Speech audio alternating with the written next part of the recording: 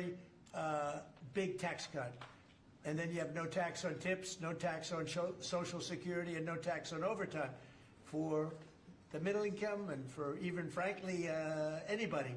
But you have no tax, and the no tax on tips has turned out to be a tremendous thing.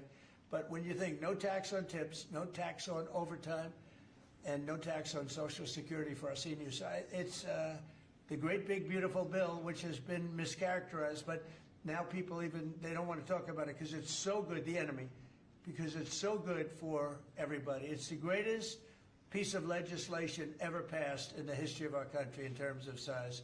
And hence it's called, they call it the big beautiful bill or the one big beautiful, I call it the great big beautiful bill. It's an amazing bill for the middle class. It's an amazing bill for jobs. We've never passed anything like it. And in my first administration, so we had the greatest economy. Everything was good, but we're really outdoing it this time because we have investments coming in largely because of tariffs. And I think because of November 5th, the election result. But we have investments coming in like we've never had before. The deal Mr. President in Syria. Please, behind you. Caitlin, behind you. Thank you, Caitlin. On Syria, can we expect an announcement on a pact between Syria and Israel or an announcement on them joining the anti-ISIS? Yeah, you can expect some announcements on Syria. We want to see Syria become a country that's very successful, and I think this leader can do it. I really do. I think this leader can do it. And people said he's had a rough past. We've all had rough pasts, but he has had a rough past, and I think, frankly, if you didn't have a rough past, you wouldn't have a chance. He gets along very well with Turkey, with President Erdogan, who's a great leader. Erdogan's a great leader and very much in favor of what's happening in Syria. We have to make Syria work. Syria is a big part of the Middle East. And I will tell you, I think it is working and really well. We're working also with Israel on, getting along with Syria, getting along with everybody. And that's working amazingly. As you know, Hamas has given us back numerous bodies. It sounds pretty gruesome, but it's something the parents want more than if their son had been living. Hard to believe. I've seen all of the parents, so many of the parents, and getting back the body of their son, their dead son, is as vital to them, as important to them, as if the boy was generally the boy was alive. And as you know, over the last 4 or 5 days, we've gotten a lot of the additional bodies that they said they were going to. They've worked very hard to do that. So we have peace in the Middle East. It's a great thing, and nobody's ever seen anything quite like it. After your meeting with the Syrian president today, Mr. President. Last week about your talks with Switzerland. We're reporting that you're near a deal that would lower their rate. With Switzerland? Yeah. We're working on a deal to get their tariffs a little bit lower because. 15% is what we're doing. No, I haven't said any number, but we're going to be working on something to help Switzerland along. We hit Switzerland very hard.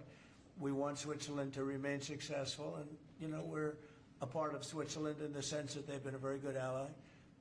Yeah, we're working on them and some others, and we're working on others to increase them a little bit too. How close is it to Switzerland? Switzerland? What, do you have something to do with Switzerland? No. He wants to buy a watch.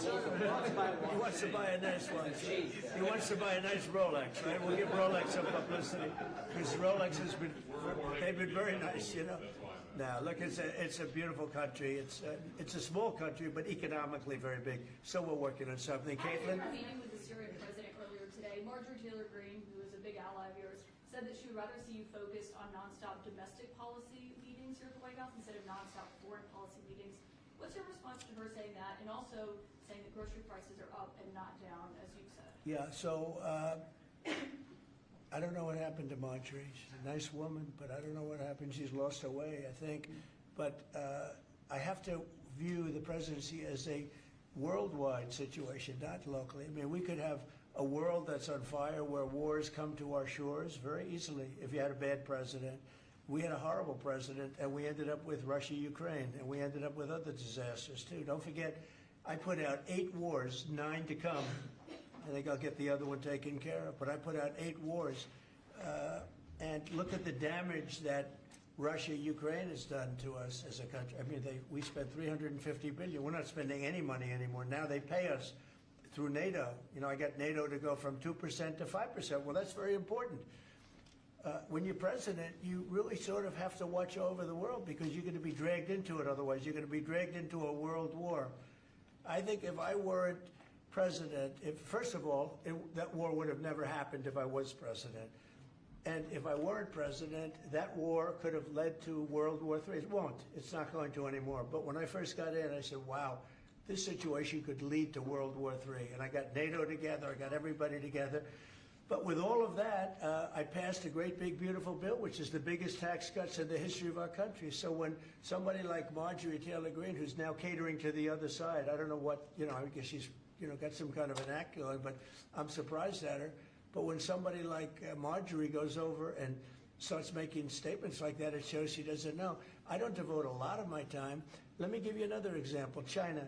China was going to hit us with rare earth. Now, everybody says, well, what does that mean? Magnets.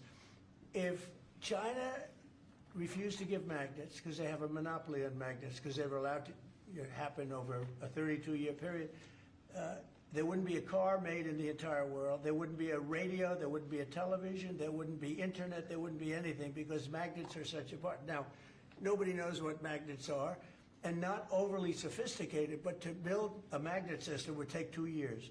So if I weren't able to say to China, look, if you're going to do that to us, we're going to charge you 158% tariff. It was 100% on top of 58%. And China called up immediately and said, we will make peace. And we made peace. We made a great deal. We made an unbelievable deal. China's paying tariffs to the United States, not the United States paying tariffs to China, which has always been the way it was. Nobody can believe these deals. But so when somebody makes a statement about he's devoting time to the world, well, the world is the United States, because if the world's in trouble or if the world is ripping us off, the world was ripping us off before I came here. Europe was getting massive tariffs. They were sending us 9-10 million cars a year. We were sending them none. They were not taking our agriculture. We were taking massive amounts of their. It was so unfair. Now we have a deal where $950 billion is coming into the United States because of me and because of tariffs. So if I don't do all these things, our country is doing very poorly. So, it's easy to say, oh, don't worry about the world. But the world is turning out to be our biggest customer. The world was on fire. And we could have been in that fire very easily if you didn't have a president that knew what he was doing. What's the question? Can you guarantee to Americans that travel is going to go back to normal once the government... That travel is? Travel, Oh, yeah. It'll go better than normal. You know why? When the government reopens. Yeah, sure. It'll be much better than normal because we're buying the most sophisticated avionics and, technology for our control towers. And we didn't have that. We had a guy named Buttigieg. Edge, they say is the best way. Just say two edges, like off the edge of a cliff, which is where they were taking us, by the way.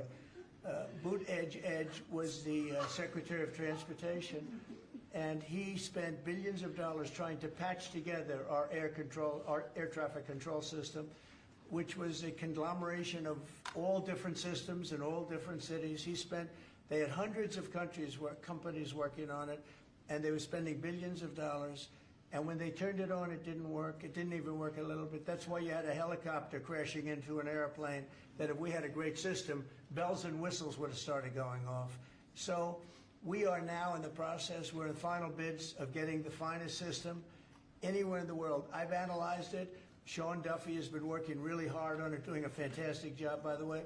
And over the next 2 or 3 weeks, we'll be handing out the finest air traffic control system anywhere in the world. All the towers will be equipped. They were going copper wire into glass wire into other types of wire. And if you knew anything, copper wire doesn't work with glass. Glass doesn't work with other substances. And they spent billions of dollars, and when they turned it on, nothing happened, okay? We're getting the most sophisticated, all brand new. Every control tower will have the same exact system.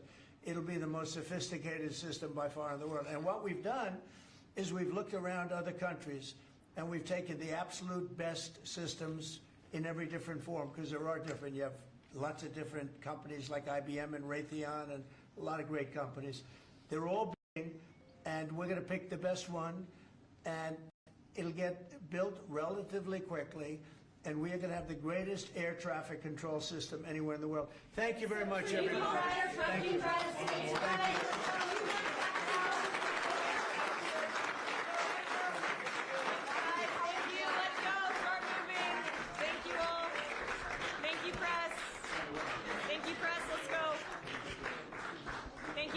Let's go. Lindsay. You guys. Thank you. Thank you, press. Why did you party, Julia? Thank you, press. Thank you, press. Thank you, press.